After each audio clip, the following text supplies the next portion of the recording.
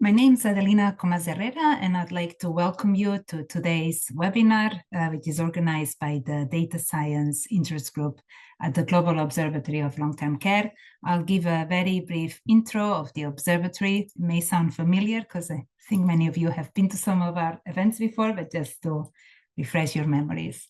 So the Global Observatory of Long-Term Care is a platform for cross-national learning to improve and strengthen care systems. It's part of the International Long-Term Care Policy Network. And the aim is to basically share our knowledge, see what's happening in different countries, localities, how we're addressing shared challenges in long-term care, and to facilitate collaborations and learning. And it's aimed at everyone. It's open to everyone who likes to join, from policymakers, industry advocates, professionals, and academics, of course. It's free to join, and remember that to be part of an interest group, you need to join the Observatory as well. And Naz will be sharing the links on how to join us. Naz is the research coordinator. And once you join, you can choose the interest groups you're interested in, and then you can find people with similar interests. And also you can share with us publications and events you'd like to showcase using the Observatory. And here's a QR code on how to join us. And just to quickly let you know that our next webinar is this week. It's on Thursday. It's on the rehabilitation services for young onset dementias, examples from high and low middle income countries. And we are preparing the new program for next year, and keep your eyes out for the next newsletters that will let you know what's happening.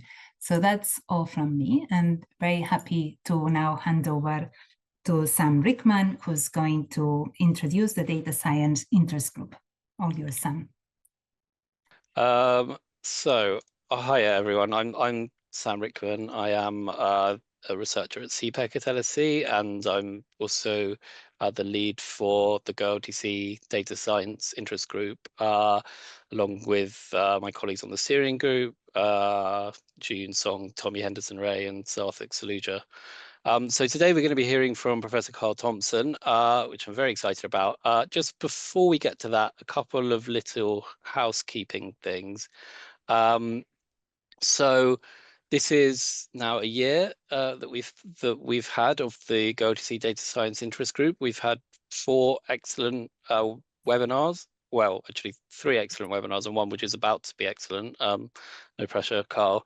But we what we've discussed is what we really want to do is hear more from the members. And so to that end, usually if you've been to our webinars before, you'll see that a poll question comes up. Hopefully it will come up around now, asking people if they want to be a member of GOLTC and if they want to be a member of the interest group, and also if you want to present.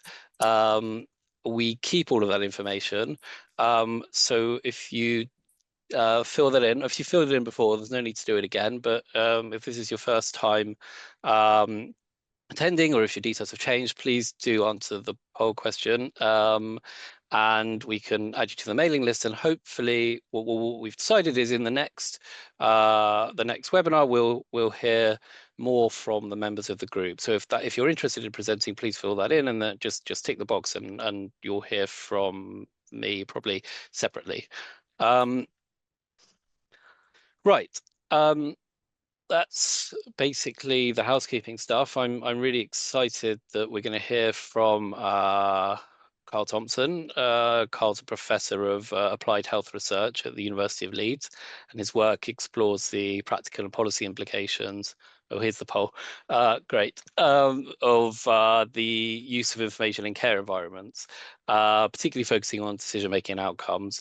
Now, we were really excited about this paper of Carl's and his colleagues. So Adelina first sent it to me, and then we discussed it at the steering group, and Tommy had separately read it. And obviously, I guess partly we were excited because, you know, it's social network analysis and wearable tech and shiny data science kind of things. But more than that, we know that it's basically really hard to measure quality in care homes, that often it's kind of done at kind of the care home level. This care home is good, this one needs improvement.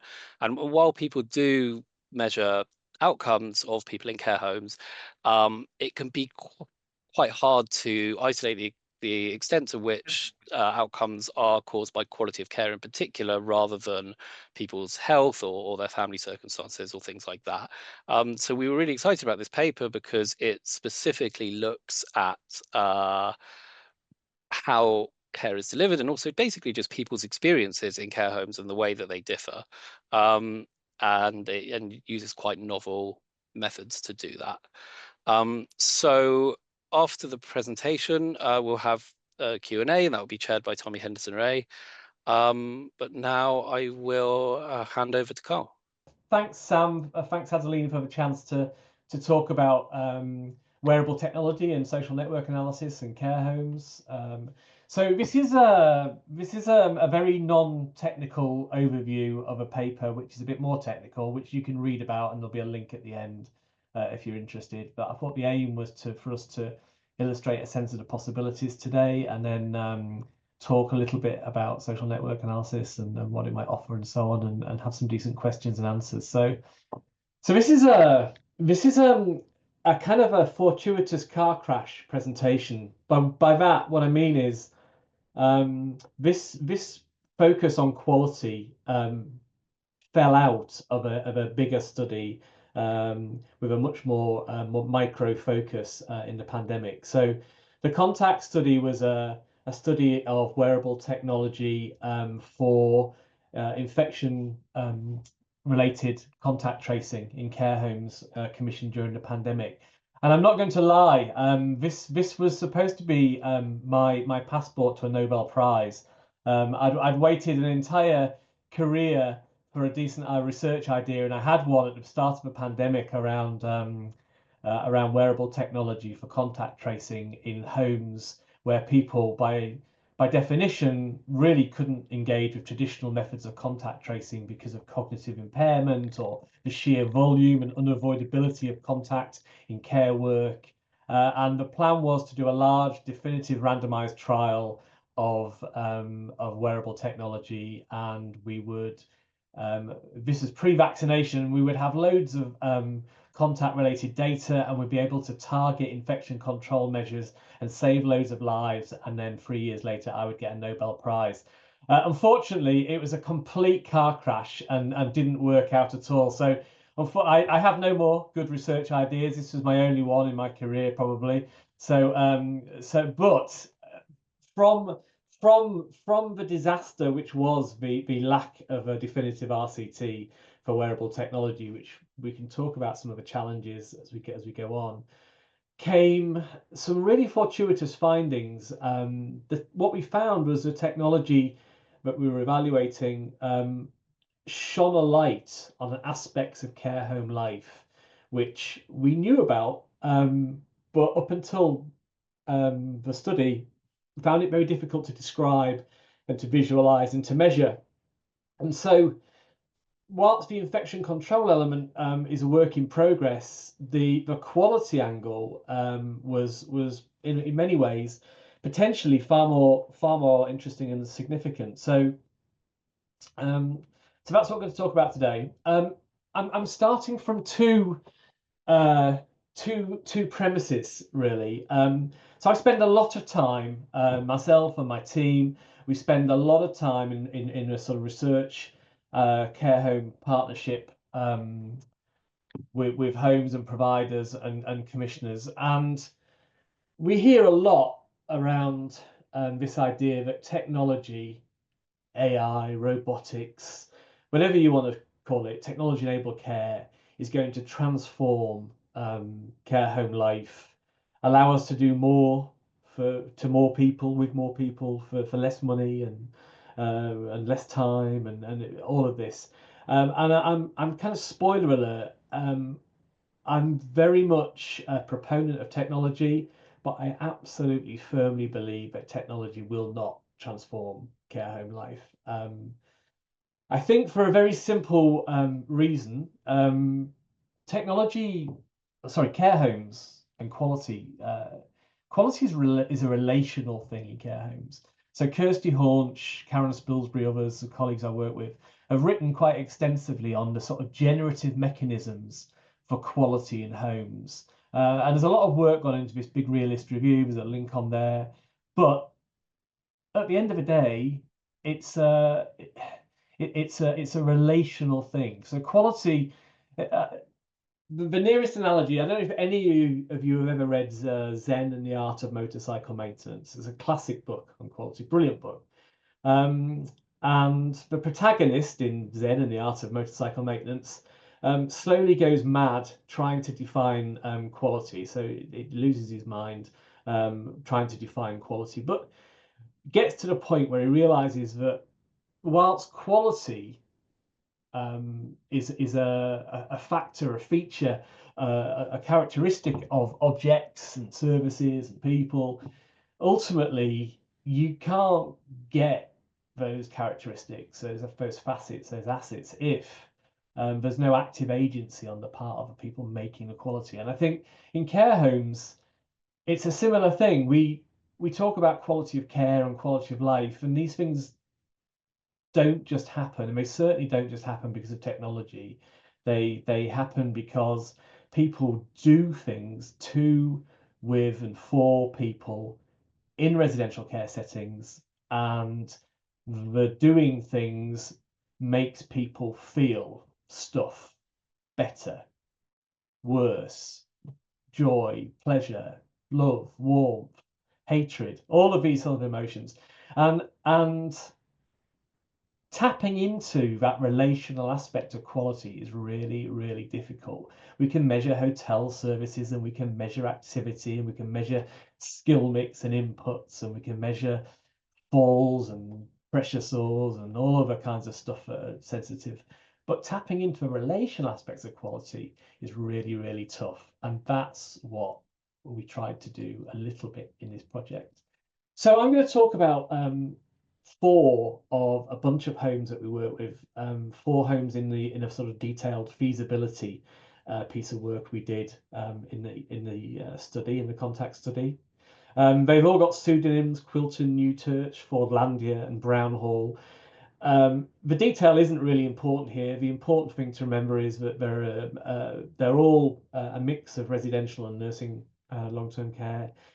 They all were rated good, apart from Quilton, which had a CQC rating. Sam mentioned CQC ratings earlier on of requires improvement, but it was a very old CQC rating prior to the pandemic, and actually it was quite a good home, really.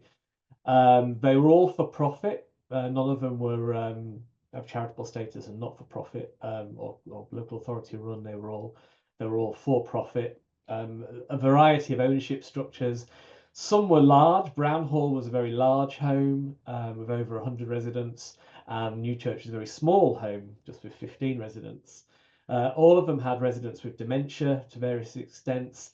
And the device type, the card and the fob, we shall see in a second. So these are the cards and the fobs.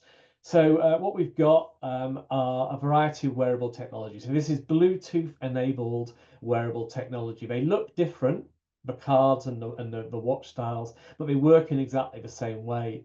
So what we've got is Betty on my left, modeling very deftly a watch style Bluetooth enabled wearable, and we've got Roxy on the right wearing, a staff member wearing a card style on a lanyard. And they're battery driven technologies. The batteries lasted anywhere from 3 weeks to 3 months. The way they work is they sense other devices in close proximity, and they give out a signal, and the signal strength determines the proximity. That's important. Hang on to that thought. We'll revisit that later. And then we transmit the data. I'll show you in a second how with the data flow, and then we can make sense of the frequency, duration, the signal strength, and learn something about the contact patterns in each of the homes.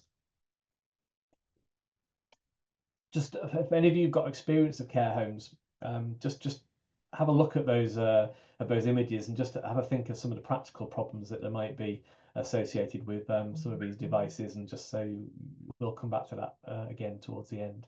But by and large, they were light, they were unobtrusive, they were easily worn, and yeah, so these were the devices. So each of the homes had a similar architecture, sort of data architecture. So what we've got are a series of devices here, some more devices here. The devices talk to each other. I should have mentioned we also had, as well as people wearing the devices, we also had devices strategically located around the homes. So in bedrooms and in communal areas and staff rooms and smoking shelters. Again, hang on to that thought, it's important. And we could not only track interactions between people, but between people and their environment. So as they moved around the home, in theory, it was possible to see where people moved and track patterns of movement and so around the homes. So each of the devices talks to each other, collects data on the interactions. We've got a series of what look like Wi-Fi routers. They're called a wave.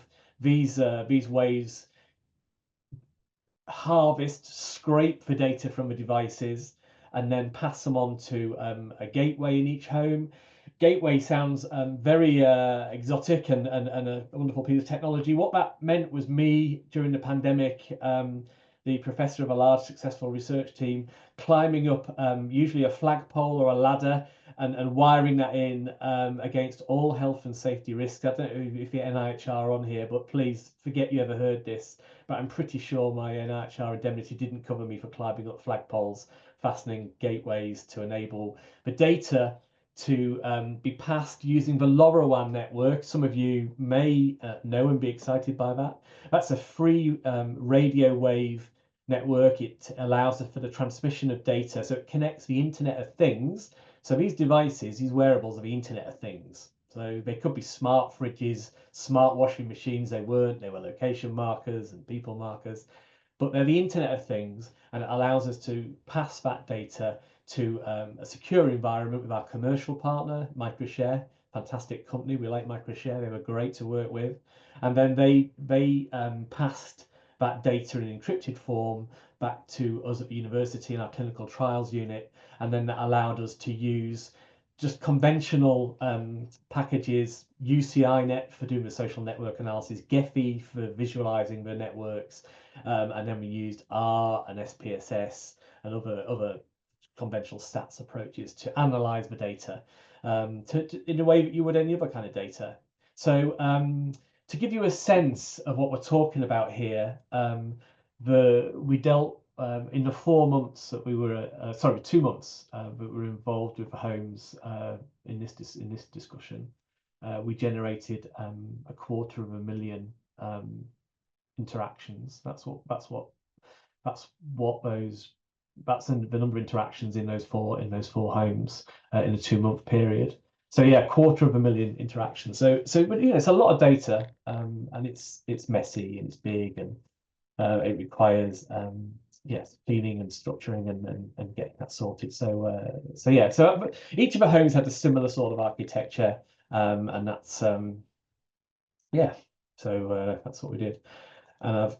So yeah, let's talk about the basics of social networks then. So what we've got devices in homes. We've got 4 homes. We've got data successfully flowing. So what's actually flowing and we're faced with.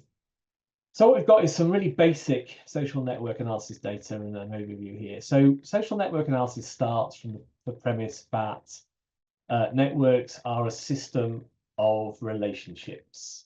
So we're focusing in our analysis on the connections between a bunch of entities, nodes, in our case, people, and also environmental nodes, so locations within the homes.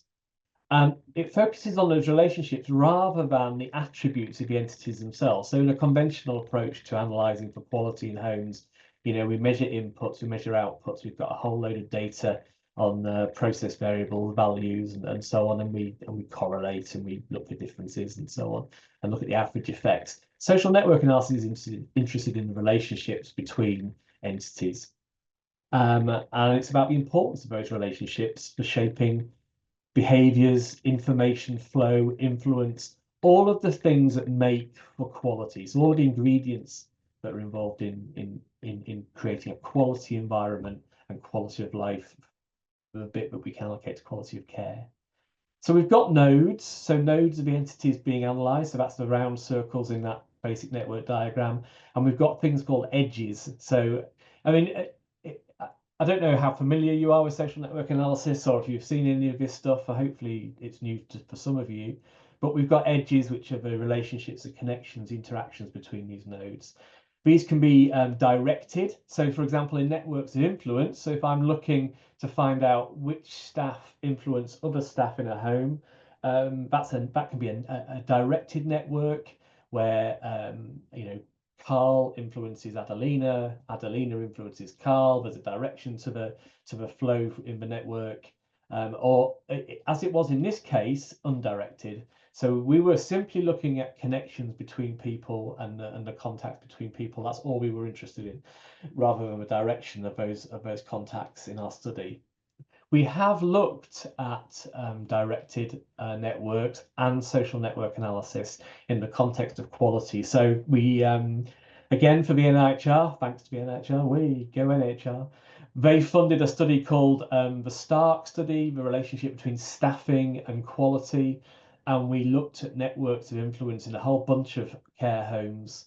And we used a slightly different non-technology based approach to mapping the networks in those homes to find out who influenced who, and also, as we'll come to in a second, how reciprocal those relationships were. And reciprocity is really important for quality. Talk about that in a second. So we've got nodes, we've got edges. We want to uncover the patterns of interaction. So, for example, the tightly knit groups, the clusters, isolated individuals, very connected individuals.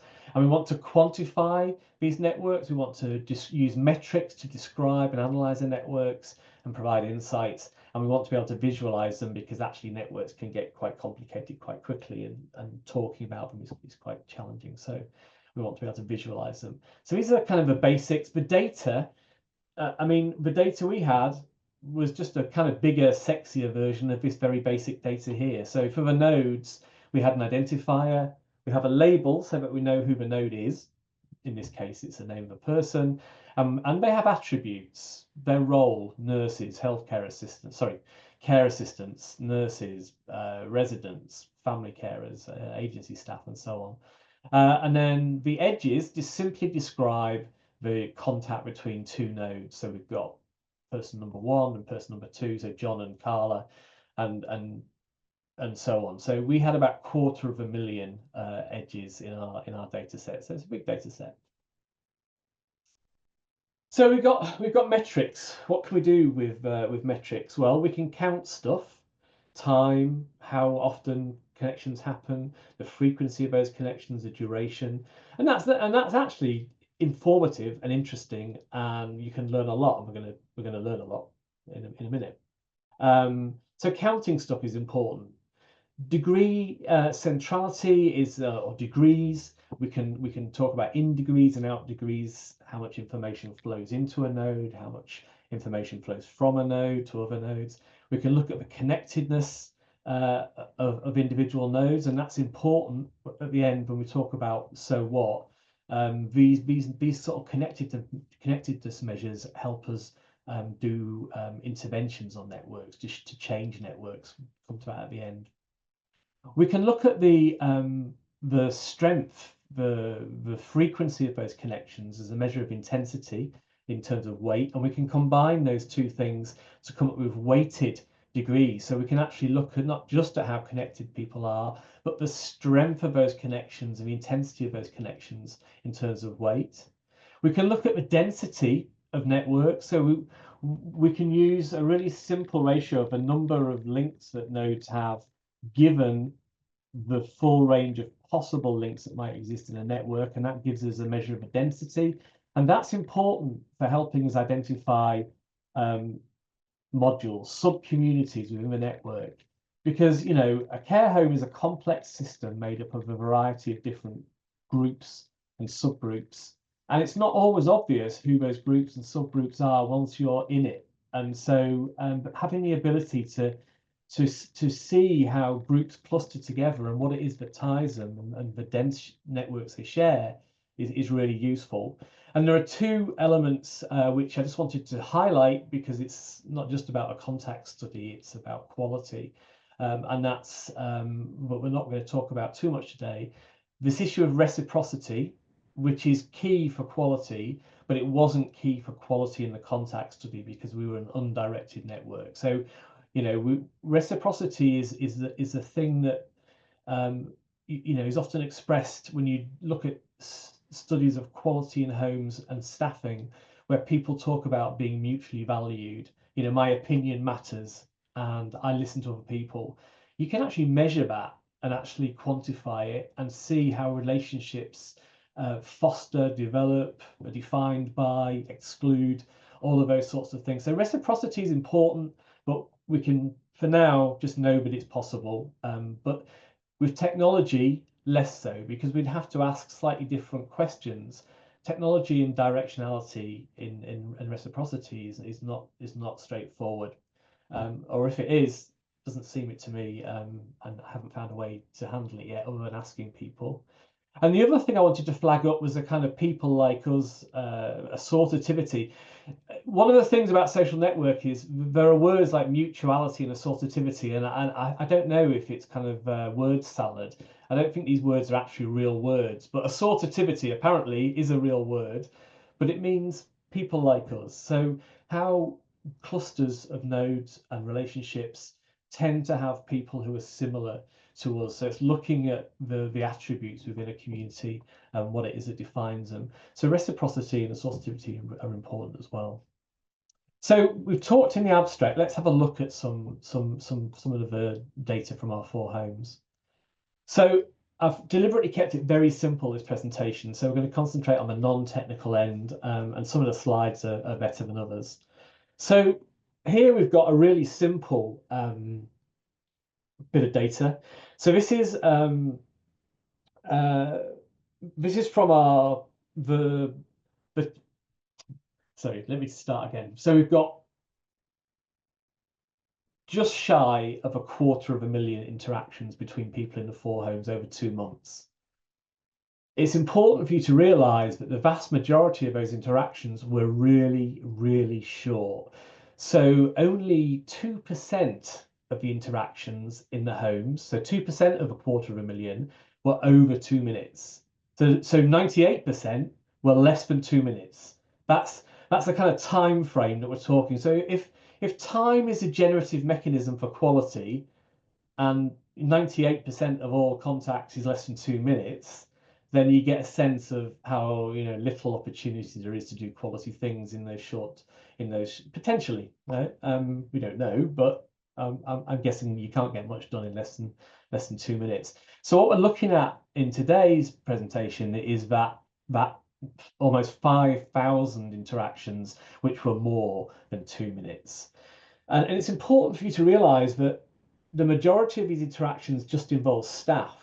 So 65% of the interactions in our data set involve staff, whereas only 30% involve residents. So staff are having more interactions than residents, and we'll see here that actually staff are having more interactions with other staff than with residents. So in only one of the homes here, the blue home, Quilton, I think it was, yeah, do staff spend less time with other staff than with residents.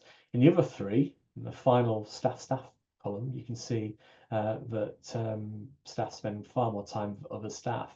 Now, why is that? Well, homes told us, when we fed this back to the homes involved, they told us, well, staff double up on care, so they might work in pairs, but actually the technology that we used would have counted that. So we'd have a contact with the resident and one member of staff, and a contact with the resident and another member of staff on the device. So it would have shown up. And the reality is that staff are simply spending more time with staff than residents. That's it. There's no deeper explanation. So this is a session on sort of quality.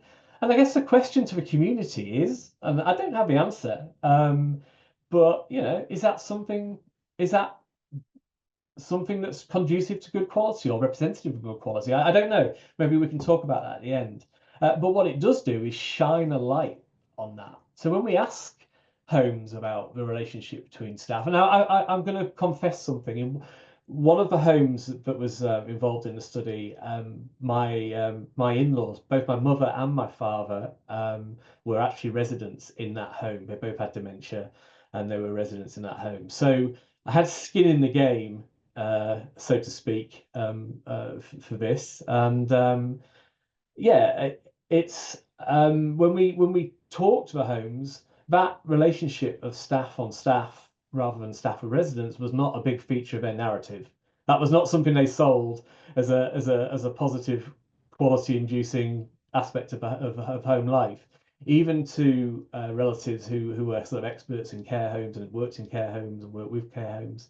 So I think it's really important that we kind of put it in context. So yeah, so it shines a light on a difficult aspect.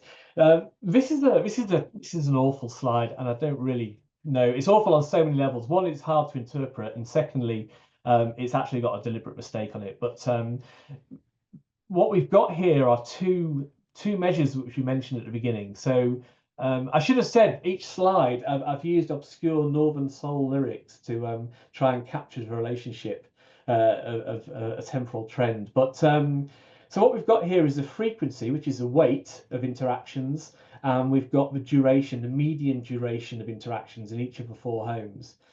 So what we've got in blue, which is the weight, we can see that New Church has the highest median weight, so the most frequent interactions, but also the most variability. And there's a deliberate error on that slide because, of course, you can't have -50 weight, so the scale should stop at 0. So I'm not quite sure why it decided to drop down below 0, but anyway, it should stop at 0. So lots of variability. And Fordlandia, which was one of the smaller homes, again, their interactions in red were the longest point estimate, but also the most variable. So Brown Hall, which was the largest home, actually was, one of a shorter duration of contacts and less frequent in terms of strength, but at least it was consistent. So relatively speaking, less variability in Brown Hall. So these, in and of themselves, they don't tell you that much other than the kind of intensity adjusted duration of interactions and time. But it's important to understand this because time resonance doesn't always mean higher quality. So Edwards and colleagues, I'll put all the references at the end and make sure that everyone's got a copy, but Edwards and colleagues looked at about 2,000 observations. They used observational data on 20 residents to look at 2,000 contacts between, or interactions between residents and staff in a group of homes. And actually what they found was that the most common response to during an interaction, so in this limited finite strength adjusted sort of interactions, the most common response was no response. So what that means is residents expressed a need, and actually that need more or less went unacknowledged. So supportively engaging residents only occurred in about 12% of their 2,000 observations. So just hang on to that thought. Most of the time, the needs that were expressed were not met in one other study. So simply having time as a generative mechanism, it's important to recognize that quality is sort of bi-directional. The way I may think of it is you have a finite amount of time available to do good quality, but you also have a finite amount of time to do harm and bad quality. So quality works in both ways. It can be good, but it's also a chance to do bad. And I think so we need to understand this kind of generative mechanism. And all we're doing at the moment is just giving sort of context and a measure to the size of that window of opportunity to do good or to do harm. And I guess what I'm flagging from the Edwards study is it's not always good. So it's important.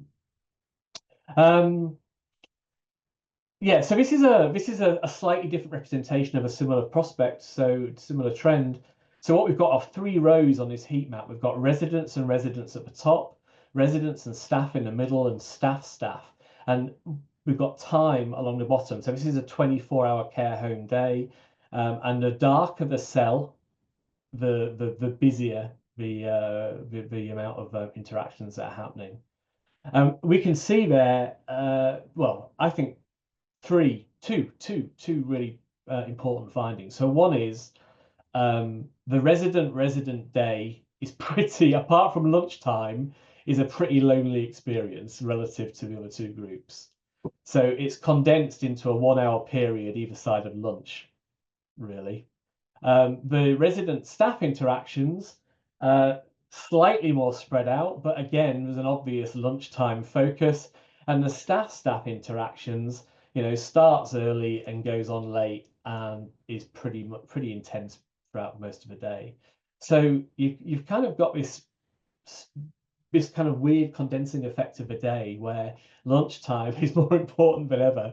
So why does this matter for quality? Well, I guess the questions for a manager, and I've got friends who are care home managers. Is this a pattern that you want? Does this replicate a quality environment for you? Do you want everything condensed into a kind of 2-hour window either side of lunch, or is there a chance to do something a bit more imaginative with those quiet periods?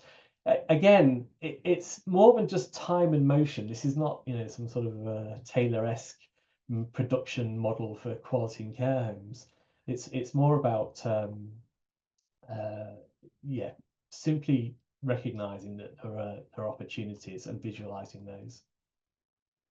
I wanted to flag this up. It's a similar kind of expression of a similar idea, and this is around choices about how people use that timeline in relation to quality. So we've got 3 trends. We've got staff in green, residents and staff in red, and residents and resident contacts in blue. And again, we can see that resident contact in both of these 2 homes is relatively much smaller than lower than residents and staff. But interestingly, in Fordlandia, which is a very small home, this is one of the few homes, leave aside this early peak of staff contact right at the beginning of a shift. But for the rest of the day, actually, the resident staff interaction is more than staff on staff. And why I'm flagging this in discussion to quality is the home manager who actually runs this home, it's a small home, actively promoted that model of interaction. So prior to the pandemic and during the pandemic, her mantra was, you spend time in residence, you eat your meals with the residents, you have your coffee breaks with the residents, this is the home and you treat it like a home and you're in their home. Brown Hall, which was a big home, actually was more institutional. Big units, strict rotas, strict timeframes for breaks and so on. Tightly knit groups of staff, very dense networks, but staff spent more time with staff throughout the day rather than with residents. So again, I'm just showing this by way of illustration, but it's possible to visualize this stuff. It's important because simply spending time with residents doesn't necessarily mean quality, as we've seen, but it is an opportunity. I wanted to flag this one. So this using network analysis is the idea of weighted degrees. So this is about intensity of connectivity and why this is useful. So what we've got here are a single home, Brown Hall, large care home, and we've got a bundle of staff and residents who represent a sort of average connectedness and frequency and strength. But what we've also got are a group of staff and residents who are isolated. So these are at the bottom 5% of a quintile for isolation for staff and residents. And then we've got a group of staff who are at the 95th percentile, and a group of staff are at the 99th percentile. So these are the most connected. So what strikes you about that from a quality perspective is we've got in red three very isolated residents. So these are residents who have very, very little contact with anyone. So, you know, if you're a manager and you've got that, the question is that something you want to tolerate? Is that something you want to see? It may be preferences. It may entirely be that, but it's worthy of investigation. And we've also got two staff. As it happens, these staff were in back office functions. You wouldn't expect them to have lots of contact, but still, it visualizes it. It makes it real. More interestingly, from a quality perspective, are these staff here. So these staff, relative to the vast majority of staff, actually are, well, really connected, strong relationships, overworked, overburdened, who knows? But the point is that you've got a group of outliers, and that's important. If you're a manager, you know, you can work with that group of staff, you can investigate the causes of why they are so far more connected than other staff with such strong frequencies of interactions. So again, this idea of weighted connectivity gives depth to analysis and really adds information, useful information. I just quickly want to talk about location. So this is, remember we did our study in a pandemic. So we were, in a way, we wanted isolated people because we were looking at infection risk. But what we did, because we had environmental markers, we were able to see where interactions happen. So what we've got are the frequency of interactions on the y-axis, and then we've got location. So each column is a different part of a care home, in this case, Brown Hall. So what's interesting is, yes, we've got spaces where you'd expect interactions to happen, dining rooms and lounge, but actually two areas, the staff room, well, staff interact in staff rooms, not surprisingly, but the smoking shelter. So the smoking shelter is interesting because this was a pandemic and staff were actually banned from gathering in that smoking shelter, and yet they really did. So, you know, this was in breach of their own self-imposed sorts of restrictions on interactions and so on. And so it shone a light. Now, this is important because it relates to a challenge in doing research, and which is about implementation. It's really tricky. So hang on to that smoking shelter example and why it matters when it comes to implementation. I want to focus just on visualization really quickly, just to give you a flavor of using this idea of network density and then defining communities. So what we've got here are two care homes, Brown Hall, the large community, and Fordlandia, a much smaller home, but something really counterintuitive. So if you're going to characterize Brown Hall, what you can see there in where it says network density, which ranges from 0 to 1, so 0 is no connections, 1 is everyone's connected to everyone, a relatively shallow, not deep set of relationships between staff and residents, staff and staff, and residents and residents, and actually just two sub-communities in this home. So when we use the density to characterize the relationships and to say who's related to who and who's connected to who, two sort of tribes appeared in that home. And this is a big home. There are 100+ staff and residents in that home. Fordlandia, a much smaller home, I think about 25 residents, something like that. It's really small.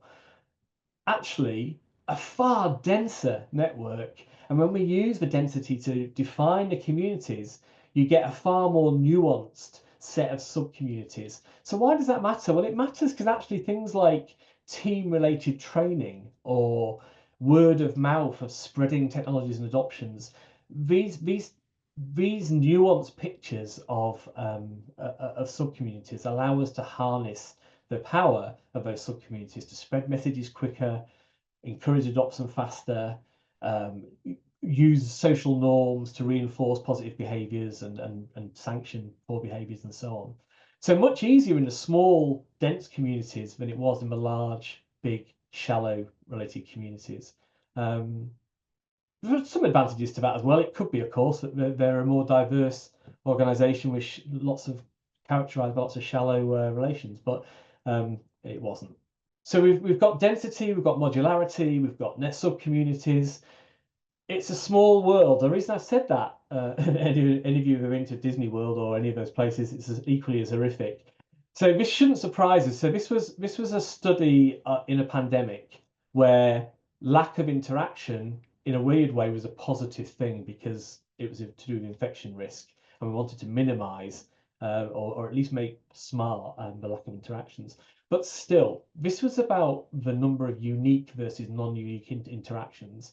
So for residents, you go into a care home, what our data showed us is that you're going to see the same people day in, day out, every day, which is great if you get on with them, less great, if you don't. So think the open plan office from hell, and you're stuck with your colleagues you don't like, and all you see are the same colleagues day in, day out. But for staff as well, the nature of unique interactions. Now, this is a pandemic set of information, so you wouldn't expect unique interactions, and I don't have data on a non-pandemic context, but it would be fascinating to see whether or not this lack of uniqueness, of newness, extends into care home life. I mean, I don't know about you, but meeting new people is an essential part of life, and if you don't, it gets tired quite quickly. So so uniqueness is important. So there are challenges. I'd be wrong if I didn't say there were challenges. We use normalization process theory. So it's a theoretical framework to plan for our implementation and to make sense of it. The truth is, we failed miserably. We had a long history of working with care homes on implementing technology, and all of the things that we knew we should have been doing to get them to use this technology effectively, we didn't do, and we couldn't have done because of the pandemic context. We couldn't go into the homes, we couldn't build up the relationships that we needed to do to get them to trust us. And just remember, we were using this technology, and staff learned very quickly that they could be ostensibly tracked around the home, and managers would have access to this information because we fed back information on infection risks. And so, for example, the smoking shelters, the managers knew exactly which devices were in those smoking shelters at that time when they shouldn't have been. And so staff quickly realized that this technology was not going to be a panacea. Our study took place just before the second wave of the pandemic and the vaccination program, and sorry, just after the second wave and the vaccination program. A vaccine came along. When we were commissioned, the vaccine didn't exist, and so actually the value of the information that we produced, given there was a vaccine, was not as valuable. So we were fighting a losing battle on technology adoption. So implementation is a huge challenge in relation to this technology. I think it would be easier if we did it again now, and we would work in ways that we know are more optimal in terms of implementation, but I don't know that. And I've alluded to the ethical challenge. We were a research study, so we had really good safeguards around confidentiality, pseudonyms, non-identifiability. But in a non-pandemic, non-research context, those sorts of ethical challenges are not to be downplayed. These are not potentially really powerful technologies in terms of workplaces. Carl, I've just noticed the time. Yeah. So I'm going to finish. We've got people chomping at the bit, I would sense, because what you're saying is gold dust. Okay. Final bit of technology. In ideal conditions, it works really well. In not ideal conditions, i.e. every world conditions, it doesn't work quite so accurately. So the onus is on implementation. So the so what? Where are we at? Finishing up, Thomas Valenti wrote this really powerful paper, seminal paper on network interventions in 2012. I think our technology allows us to do the kind of tailoring to identify individuals, segmentation, induction approaches to fostering good behavior, and altering the networks in homes to make a difference to quality. I think we can make more use of things like feedback and good principles of feedback to homes, increasing the pull for the information that we push.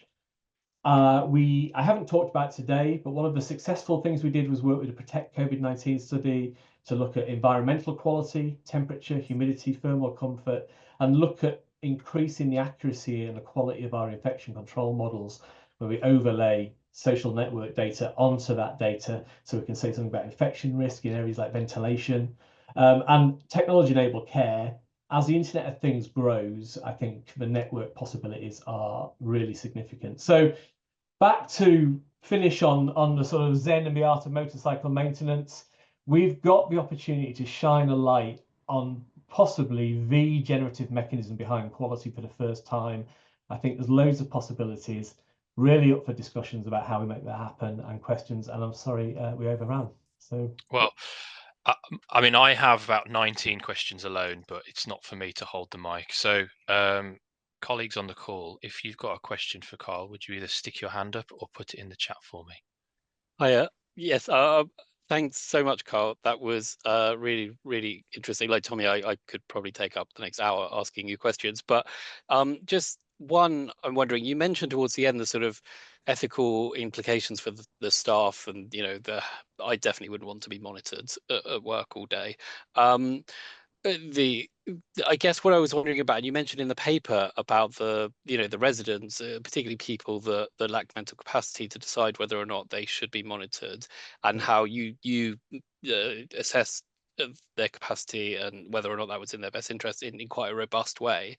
I'm wondering if the scalability of this would be affected by that sort of thing. If this was going to be rolled out in a larger way, do you think that that's too much of a challenge, or do you think that it's something that could be done? no, thanks. It's a really good question, Sam. And I think so. It's interesting. We when we conceived the study, we actually originally we spent loads of effort. We were so late getting this approved because it took so long. But the reason it took so long is we actually adopted a whole home approach to consent. So people opted out. By default, they were in because of the nature of the context. It was a pandemic, the infection risk, there's no vaccine.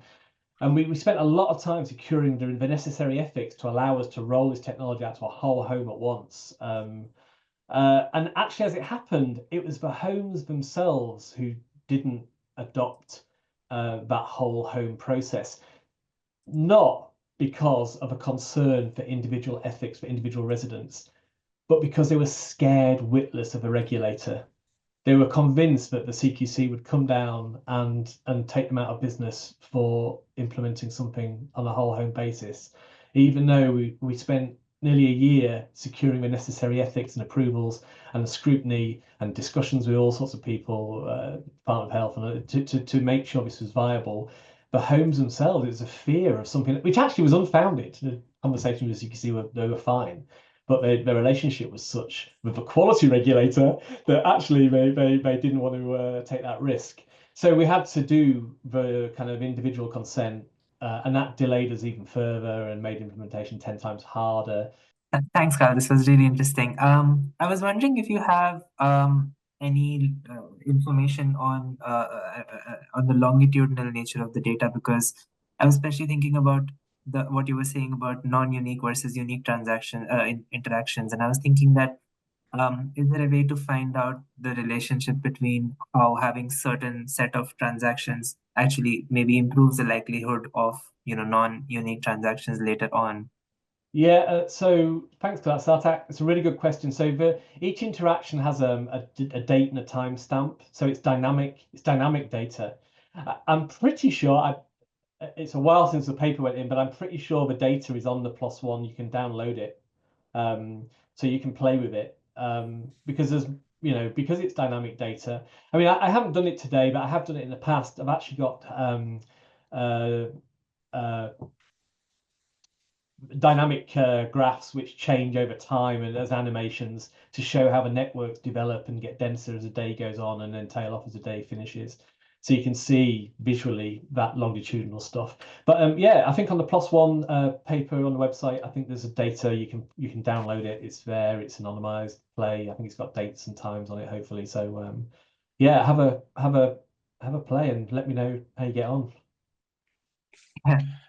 There's 2 questions in the chat for you, Carl, and I wondered whether you'd be open to putting your email address in the chat. I don't know whether that unearths a hornet's nest of chaos, but I think there'd be a lot of people who'd be interested to talk to you. So anyway, I'll leave that with you. But anyway, Diana's talked about generating data, but how do you interpret the data? Maybe for people with dementia, is it better to see the same people rather than being confronted by more and more new interactions. I can understand that with my auntie with dementia, for example. And then subsequently, Fiona's asked if there's any indication of gaming that might affect staffing interactions. Oh, really, really good questions. That is a really interesting question. So yeah, would you be happy to answer those two, and then we'll close Fiona the session? Aspinall. Hello, Fiona Aspinall. Yeah, same here. Yeah. Hi, Carl. Hi. So technology is great for interpreting it. I guess, Diana, what I'd say is it better to see the same number of people rather than be confronted by more new interactions? If those people are doing nice things with you and for you and making you feel good, then yes. If those people are doing horrible things and not, then no. So and you know, none of us. None of us are so green that we don't know that sometimes life is not optimal for people in care homes, and so I think the context is everything, Diana. I don't think at the meso level you can measure these relationships, these interactions, but actually the value of them for management is as a vehicle for scrutinizing the deeper relationships that are in your home. But they do help you confront things like social desirability bias. If we ask staff, do they see the same number of people? They say no. When we measure them, they do. So because people tell you what you want to hear when you ask them questions, and staff are no different and residents are no different. So I think it's a counterfactual to a narrative that people, for whatever reason, perfectly human reasons, might tell you. Fiona's, I don't know if, hopefully that answers the question. And Fiona's question around gaming, actually, Fiona, the opposite. I think if you nail the implementation, so gaming is a well-known phenomenon, isn't it? Whereby people, so for example, in terms of quality, they might underperform, so that when they perform at a decent level, it looks like the improvement is really significant, and we see that in relation to performance management and indicators and quality indicators and so on. I'd say with this, if you can nail the implementation and get people to actually get comfortable with technology, and it, you know, certainly for residents that was not an issue too much, then actually the opposite. You don't get gaming because actually it's just there unobtrusively generating data. So the opposite of gaming. We didn't have any indications of it. Yeah, no, we didn't. So yeah. I'm really conscious of time. Thank you, folks. I know there's some questions that we're not able to answer. I'm really sorry. Carl, you've put your email address in the chat. Are you happy for people to follow up with you afterwards? Absolutely, absolutely. We're doing some more work in this space with Manchester, Ian Hall from Spion Group, and Joe Flanagan, one of their PhD students. So there'll be lots of stuff going on in this space. So yeah, get in touch, and if you're interested in developing this stuff, I can help you. I'd love to and get involved. So thank you. Fantastic session. Thank you, everyone, for coming. Apologies for not being able to answer everyone's questions, but you can always judge a good session by how it overflows. So today is a case in point. So thanks, everybody, for attending. Thank you, Carl, for your insight and for everyone's participation, and keep in touch.